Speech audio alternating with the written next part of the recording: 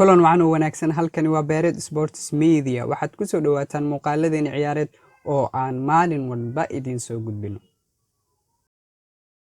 fadlan marka hore subscribe leh, gambaleelkana furo, like, comment iyo share ha ilaawin. mahadsanid. muuqaalkeena maanta waxaan ku soo qaadan doonaa warkii ugu dambeeyay suuqa kala iibsiga ciyaartoyda lagu qoray iyo African Cup of Nations wareegiisa bardhamaadka oo caawa la ciyaari doono. haddaan ku horumarno wararka suuqa kala iibsiga, Jalaq wuxuu ku soo wajahan yahay Turin waana la dhameeyay heshiiskiisa, waxaana la filayaa in caawa ama bari uu soo gaaro Turin si uu tijaabo caafimaad ugu maro. wakiilka Philippe Coutinho wuxuu dhaleeceeyay kooxda kubadda cagta Barcelona waa inay nadiif ka noqotaa Coutinho mustaqbalkiisa, ayuu u sheegay warbaahinta wakiilka xidiga reer Brazil ee Philippe Coutinho. Kia Jobergian oo ah wakiilka Coutinho ayaa sheegay in kooxda ay u ballan qaaday ciyaaryahanka reer Brazil inuu baaqi ku sii ahaan doono Camp Nou, balse ay si qarsoodi ah isugu dayeyso inay xidiga qayb uga dhigaan heshiiska ay Neymar ku soo ceshanayaan. dhanka kalena Manolas daaficii kooxda kubadda cagta Roma iyo xulka Greega wuxuu ku biiray kooxda kubadda cagta Napoli isagoo isaga dhaqaaqa gegida Olympico. Manolas ayaa sheegay inuu rajeynayo inuu kula guuleysto waxyaabo muhiim ah kooxda kubadda cagta Napoli iyo tababare Ancelotti. AC Milan waxay la wareegtay xidiga lagu magacaabo Ismail bin Nasir. Milan waxay qaadatay Ismail bin Nasir waxayna ku qaadatay 16 milyan oo euro. waxa uu mushaar ahaan u qaadanayaa sida la sheegay 1.5 milyan sanadkiiba isagoo saxiixa heshiis sano ah. xidiga wuxuu haatan qayb ka yahay xulka Algeria ee caawa la ciyaari doona Nigeria, waxaana la sheegay inuu tijaabada caafimaad mari doono markii uu soo ilaado tartanka African Cup of Nations. haddaan halkaas ku dhaafno wararkii suuqa kala iibsiga ugu waaweynaa markan African Cup of Nations.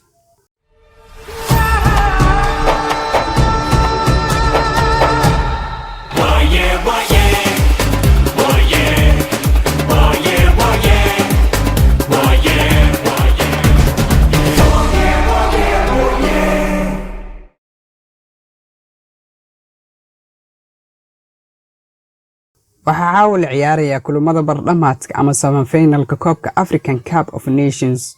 4 xul ayaa soo gaaray wareega, waxayna kala yihiin Senegal, Algeria, Nigeria iyo Tunis. tartanka oo si xiiso leh uga socda dalka Masar ayaa caawa dib loo sii ambaqaadi doonaa. xulalka ayaana isugu aadan sida tan: Senegal waxay wajihi doontaa Tunis, Algeria na Nigeria ayay wajihi doontaa. waxaa caawa kulanka ugu horeeya wada ciyaari doona Senegal iyo Tunis.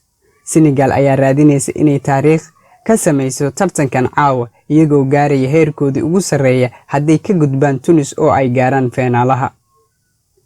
Senegal waxay u caddahay inay gaari karaan tartankan kama dambaystiisa, balse waa haddii ay ka soo gudbaan xulkan Tunis lagu magacaabo. Idris Gueye ayaa gool u dhaliyay xulkiisa, kaasoo keentay inay ka soo gudbaan xulka Benin wareegii quarter finaalaha ahaa. marka laga soo tago awoodda weerar ee Sadio Mane, Senegal sidoo kale waxay kaashanaysaa awoodda iyo xasiloonida daafaceed ee Kalidou Koulibaly oo garab ka helaya Cheick Tiote.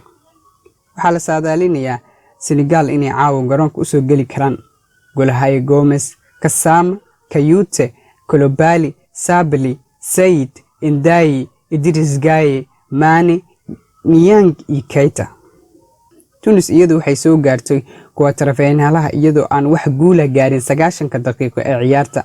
3 kulan barbara ah iyo 1 kulan oo ay gool kulaad uga soo gudbeen xulka kubadda cagta Ghana, balse waxay si raaxo leh uga soo gudbeen rubac dhamaadka Madagascar markii ay 3-0 uga badiyeen.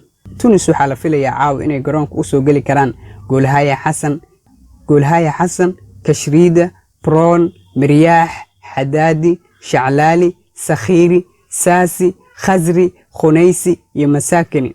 ciyaartan waxay ka dhacaysaa garoonka 30 Juun ee ku yaala magaalada Qaahira, waxaana la daawan doonaa xilliga Geeska Afrika 7:15 fiidnimo ee caawa.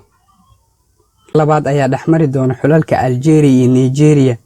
Algeria ayaa indhaha ku haysa inay gaarto finalkeedii ugu horeeyay ee tartanka African Cup of Nations 1990kii, laakiin waxay wajihi doontaa tijaabo adag marka ay la dagaalanto xulka Nigeria oo isagu indhaha ku hayo inuu gaaro kama dambaysta tartankan.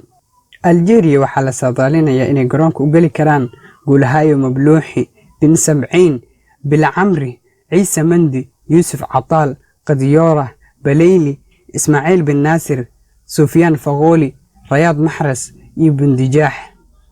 Nigeria iyadoo caawa waxay u dagaalamaysaa sidii ay ku gaari lahayd kama dambaysta, iyana waxaa la filayaa inay garoonka u gali karaan Gulahayo, Akpeyi, Awezim, Toroste Ekong, Omaru, Aina, Ndidi, Mikel, Iwobi, Mikel, Musa iyo Ighalo. ciyaartana waxay ka dhacaysaa garoonka Qaahira International Stadium ee magaalada Qaahira, waxaana iyana la daawan doonaa 4 habeenimo xilliga Geeska Afrika.